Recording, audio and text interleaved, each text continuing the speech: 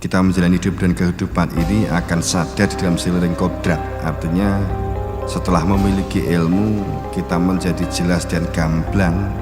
Tanpa dengannya kita ini sungguh akan dicakupi oleh nafsu, digerakkan oleh nafsu.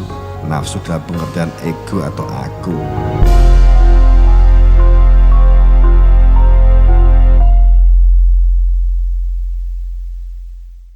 Seperti halnya Mbah Kyai Gus, gurunya Mbah Yai Muhammad Munawar Afandi, di menjelang kondurnya setahun 2 tahun menjelang kondur, bahkan lebih 4-5 tahun menjelang kondurnya Mbah Kyai Gus Nun, pola-pola penataan pendidikan di BSM semuanya diserahkan oleh Mbah Kyai Muhammad Munawar Afandi, Mbah guru kita. Itu selalu berlangsung seperti itu. Saat itu mulai pelimpahan pola penataan sebelum mewakili secara konkret. Pada saat masih sugengnya Mbah Kyai Gus atau masih sugengnya Mbah Muhammad, ya katakanlah, masih sugengnya Kanjeng Nabi. Sebelum sampai konkret untuk mewakili, kalau ada yang punya ilmu, wakilono aku, itu sudah mulai ada tanda-tanda yang iri dengki sudah selalu mempersiapkan terjadi. Mulai muncullah ayat-ayat, mulai muncul ayat-ayat fasik, ayat-ayat munafik.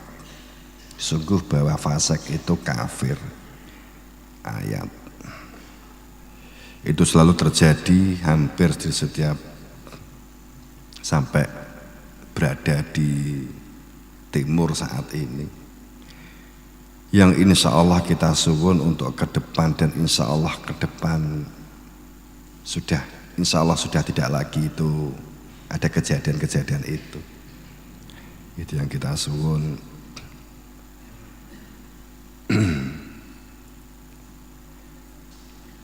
Manakala secara konsep keberagamaan dan aplikasi keberagamaan sudah dapat direalisasi secara seharusnya, pada saat beragama sudah difahami pada posisi seharusnya. Secara fikih selama ini tidak salah, sudah benar, mulai tata cara sholat, tata cara puasa, kalimat syahadat asyhadu alla ilaha illallah wa asyhadu anna muhammadar rasulullah, kemudian tata cara sholat, tata cara puasa, zakat, kaji. Manakala sudah pada posisi di porsinya, kemudian pemahamannya menyertai dari dalam pemahaman, dalam kesadaran hamba. Pemahamannya sudah menyertai kesadaran bahwa al-haq itu dari Tuhan, min rabbik. Quran itu menyebut al-haq min rabbik. Saat al-haq kebenaran itu ahwa'ahum lafidz samawati wa'ad. Saat kebenaran itu menurut akal pikiran, nafsu dan keinginan serta kepentingan dengan standar ukur materi, material, akal pikiran dan material kebendaan, maka pasti hancur langit dan bumi, man dan manusia fihnya yang berada di dalamnya. Makanya keberagamaan saat sudah terdistribusi, distribusinya pemahaman ini sudah global, kebenaran beragama yang seharusnya, siapa yang hak menyampaikan kebenaran seharusnya? Apakah orang yang memang dengan biiznillah ditunjuk dengan izin Allah, biiznillah atau biizni Rabbi, yang lebih berhak menyampaikan tentang al-haq min rabbik, ataukah orang yang hanya karena membaca atau karena memperolehnya dari yang menunjukkan? Saya lupa ayatnya, itu ayat berapa. Saat al-haq min rabbik sudah dari kebenaran dari dirinya Tuhan, di atas penjelasan hak dan wewenang. Kemudian yang menyampaikan bersandar dalam tawakal Allah, menyampaikannya itu karena juga dalam al-amr, sehingga al-haq itu tidak rancu. Al-haq, kebenaran bertuhan itu tidak rancu, beragama tidak rancu. Maka konsep-konsep kebenaran itu akan pada titik kemurniannya.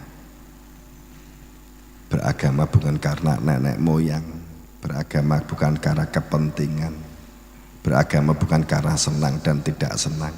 Beragama itu karena kebahagiaan dan ketentraman, bukan karena senang dan tidak senang. Inilah matoin thumma amin. Perjalanan manusia memang kita memerlukan satu untuk memposisi itu semua supaya di dalam matoin amin thumma amin itu ada keberanian berjihadu nafsi, memerangi, dilatih sejak awal, dididik sejak awal, dilatih dari hal yang sederhana, berlatih untuk memiliki perilaku adab dan akhlak, dilatih untuk memiliki perilaku adab dan akhlak. Ini yang butuh dilatih dalam setiap diri kita sejak pendidikan awal. Sebenarnya pendidikan dengan menggunakan sistem yang sekarang katakanlah lomba umpamanya, keberanian menghargai, memaklumi, keberanian kalah. Saya lebih cenderung menggunakan wani menerima kekalahan. Mergo nek menang mesti wani nih. Diberani menerima kekalahan. Jadi kita lomba berangkat itu untuk menyatakan berani kalah. Kemudian kita berikhtiar dengan sebaik-baiknya melakukan satu aktivitas atau kegiatan persiapan. Jadi kalau kita persiapan melatih lomba, mau lomba apa, lomba nyanyi, lomba kur, lomba olahraga atau lomba apapun, itu latihan itu dilakukan karena berani kalah. Kalau orang itu nggak berani kalah, dia nggak mau berlatih. Nek pingine mau menang, nggak mau berlatih. Setelah melihat lawan iki ternyata abot, mesti mau daftar. Mergo gak wani kalah. Jadi kalau latihan itu karena berani menerima kekalahan. Tapi lebih konkretnya bahwa kita apapun yang kita lakukan itu adalah merupakan kebutuhan kita membuat lakon pitukon. Ada ambah-ambahan yang harus dilakukan, ada lakon ibadah yang mesti dilakukan. Jadi latihan ini juga nilai ibadah. Qad aflahal mu'min, kan begitu. Orang itu akan beruntung memperoleh sesuatu anugerah dari Allah karena falahun, karena memerangi nafsu egonya, memerangi nafsunya sendiri-sendiri. Falahun itu orang yang membedah dadanya, orang yang menjelimeti dadanya terhadap menyusupnya nafsu. Sadar jika nafsu itu menyusup akan menghalangi proses kembali kepada Tuhan. Sadar kalau nafsu itu terlibat menyusup sehingga wujudnya kepentingan ego dan keakuan, nafsi-nafsi, pintarku, bisaku. Ini yang dikatakan qad aflaha. Karena orang yang mukmin itu adalah orang yang telah menyatakan keberadaan diri Tuhan dalam persaksian, bersaksi bahwa diri kita itu nggak bisa apa-apa tanpa itu namanya bersaksi. Maka kenapa setiap baiat itu pasti kalimatnya setelah ditunjukkan, ayo semuanya menghadap ke saya, selalu begitu kalimat standar sejak Nabi Adam. karena itu adalah unsur persaksian. Pada saat yang ditunjuk mewakili pun kalimat itu adalah standar, karena bukan masalah fisik.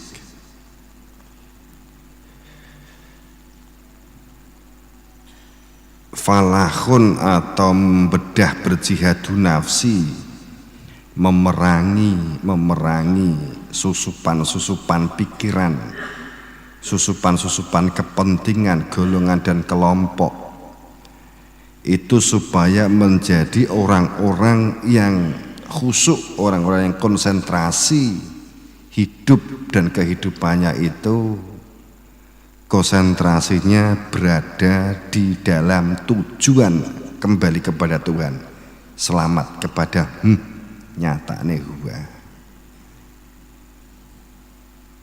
Ini kira tak cak serius sidik ya. Orang-orang yang sehingga menjauhkan dari perilaku-perilaku yang tidak berguna, perilaku-perilaku yang hanya akan mengotori perilaku-perilaku akhlak dan adab. Tadi saya di depan bilang bahwa kita sejak awal berlatih, kenapa akhlak dan adab itu kita butuh latihkan dalam diri kita sejak kita itu sadar, sejak kita bahkan kalau perlu sejak kecil, sejak lahir. Kemudian setelah kita balik, kita mengambil alih untuk menempatkan menjadi orang yang dalam kesadaran.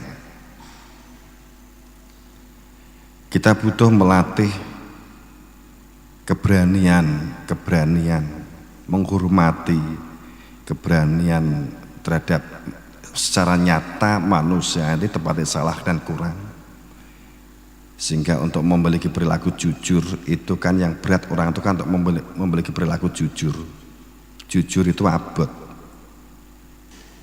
Saat orang yang telah memiliki posisi secara karir lebih tinggi, kemudian harus jujur mengakui kekurangan dirinya, kemudian mengakui kelebihan bawahannya, kita sulit untuk biasanya jujur untuk mengakui kelebihan orang lain.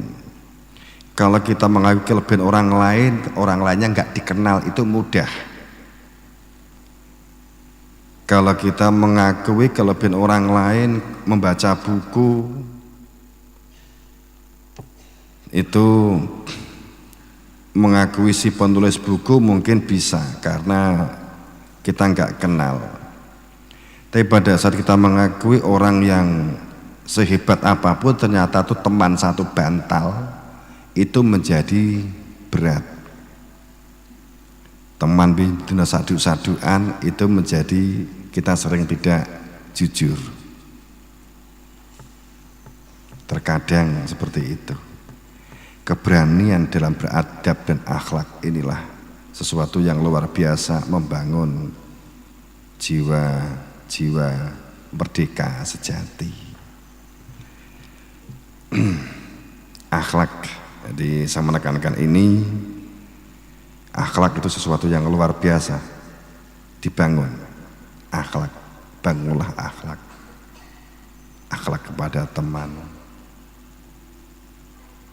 akhlak kepada yang lebih tua, akhlak kepada yang lebih muda. Saat kamu akrab dengan ustadz, bal-balan yo bareng, dalam permainan normal yo ngoyo yo gapraan. Namun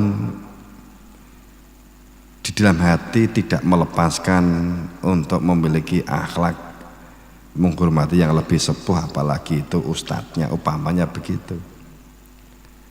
Ya gampangannya ke pemakai dina itu gaprak karo di batin, pangapunten nggih Ustaz, sikil jenengan kula gaprak, upama itu.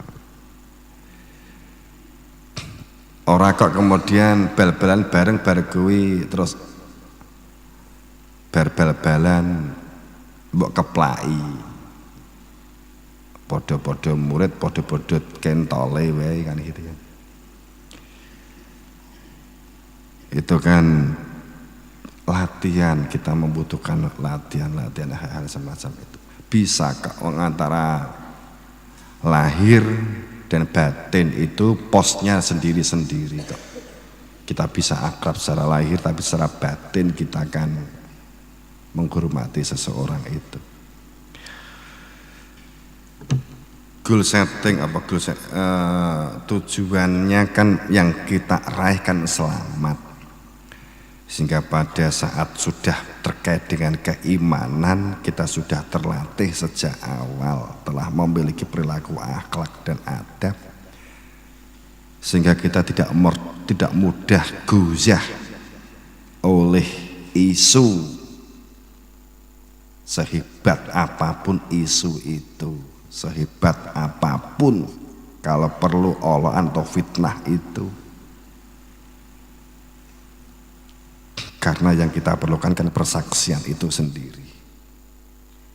Alimul ghaibi wa syahadati, persaksian itu sendiri. Iman itu tidak bisa dengan katanya. Diancam oleh Allah pada saat iman menggunakan kalimat katanya. Katanya buku, katanya orang, katanya tokoh. Iman itu adalah pembuktian. Itu sudah berlaku sejak Mbah Nabi Adam sampai toko kiamat dititeni. Yang kedua yang butuh kita latih adalah menjauhkan dari keprasangkaan. Prasangka kepada teman, kepada orang lain, kepada siapapun, apalagi yang tidak kita kenal. Masalahnya sekarang ini budaya komentar itu sudah menjadi pembiasaan, tapi ini bukan berarti salah. Akan tetapi bahwa saat satu ungkapan posting, satu ungkapan artikel itu sesungguhnya tidak menggambarkan apapun. Terkadang si penulis sedang mood kemana, sedang ingin menulis sesuatu, itu tidak menggambarkan tentang subjek si penulis itu, sehingga kita kemudian berhak untuk berprasangka. Saat kita sudah terbiasa tidak mudah berprasangka, kalaupun ada di dalam prasangka, kita untuk segera cross check. Kalau perlu kita segera berkomunikasi, itu akan lebih aman. Kebiasaan kita kan sudah prasangka kan sudah sangat sering. Kita sekolah itu kan identik dengan prasangka. Ujian semester soalnya kabeh 40, sing yakin piro, sing prasangka piro. Soalnya pilihan ganda ABCDE. Upamane sing 40 sing iso 5, sing 35 kan mbok prasangka. Nek prasangkane wis gak yakin kan arisan. Jadi gawe lintingan ABCDE kabeh akeh.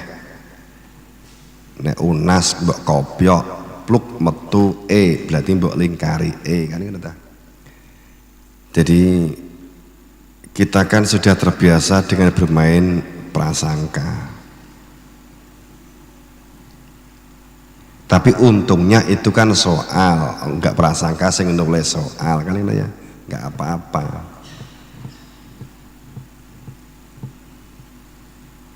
Makanya supaya enggak prasangka kan biasanya kan tanya kiri kanan kan ya. Itu kan supaya tidak dalam keprasangkaan. Jadi kalau kamu takok gak iso jawab, bingung jawabannya nomor 5 apa, takok kancane, karo gurune karo pengawas ditakoki, we kok nakoki, supaya tidak dalam prasangka. Sebab prasangka itu la yughni, tidak akan menyentuh kebenaran sedikit pun. Kesah tak jelas nih kena nek Ustad pengawas jawaban ngono ya ndek le. Kena pengawas ke sekolah liya, ke SMA sisi Tanjungan nomor pokok Prambon. Kamu tanya ujian kok tanya, dosanya lebih besar kalau prasangka Pak.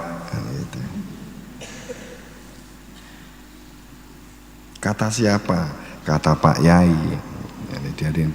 Biar nanti dia nemui saya ya.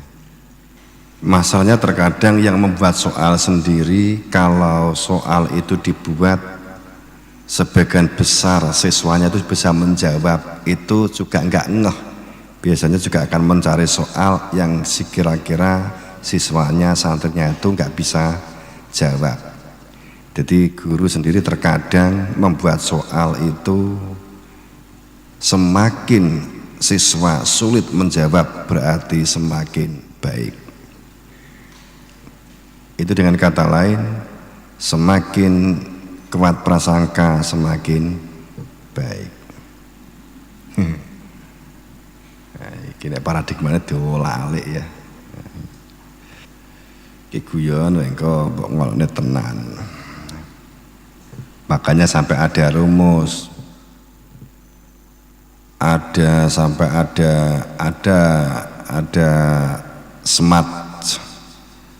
ada cara smart, cara cerdas untuk memori, smart memori, kemampuan trik bagaimana ada kuantum memori, kuantum learning, kuantum teaching.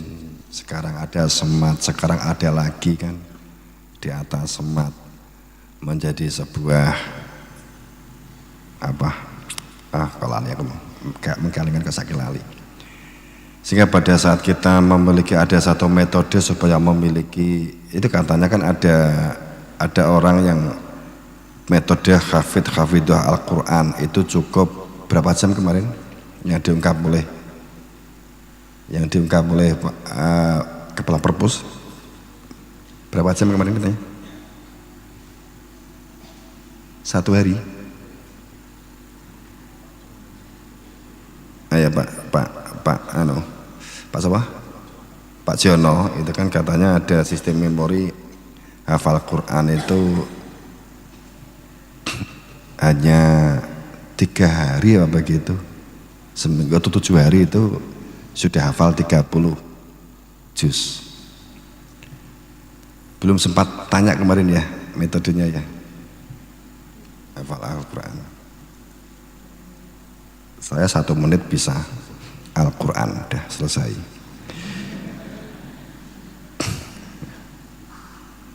Apal.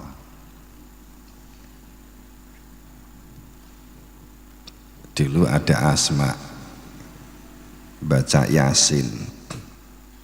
Nanti baca Yasin ping 7, baca Asma ping 7.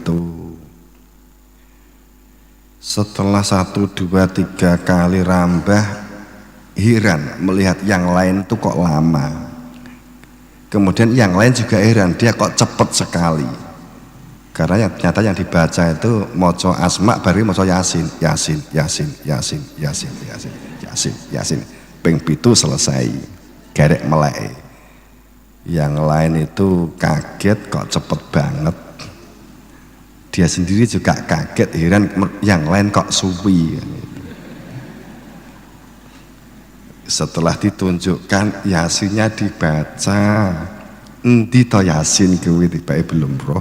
Setelah diberitahu ternyata tibake ya iso maca Qur'ane roh. Inti pendidikan itu kan sebenarnya tarbiyah, membangun adab akhlak dan rasionalitas.